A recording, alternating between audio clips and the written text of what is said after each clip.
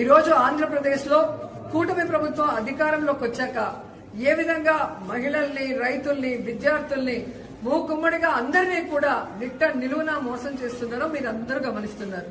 ముఖ్యంగా ఈ రోజు చూస్తే కూటమి ప్రభుత్వం అధికారంలోకి వచ్చి 15 నెలలు అవుతుంది. ఈ 15 నెలల్లో రైతుల జీవితాలకి నరకం చూపిస్తున్నారు.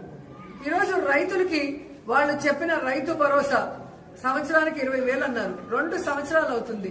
5,000 వేసి చేతులు దులుపుకున్నారు. 35,000 ఎక్కడ అంటే పట్టించుకునే నాదుడు లేదు.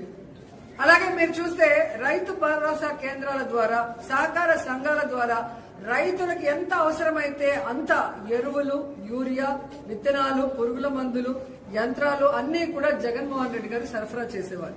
కానీ ఈ రోజు కనీసం రైతులు తాము పెట్టుకున్న పంటకి కాపాడుకోవడం కోసం యూరియాని అడగటానికి వెళ్తే యూరియా లేదు. మరి కేంద్రం ఇచ్చిన లక్షల టన్నులు యూరియా ఏమైంది రైతులకు ఇవ్వకుండా అంటే ఈరోజు తెలుగుదేశం పార్టీ నాయకులు, వ్యాపారస్తులు కుమ్మక్కై దాన్ని బ్లాక్ మార్కెట్ లో అమ్మేసి ఈరోజు ఏ విధంగా రైతుల జీవితాలతో చెలగాటమాడుతున్నారో మీ అందరూ కూడా గమనిస్తున్నారు.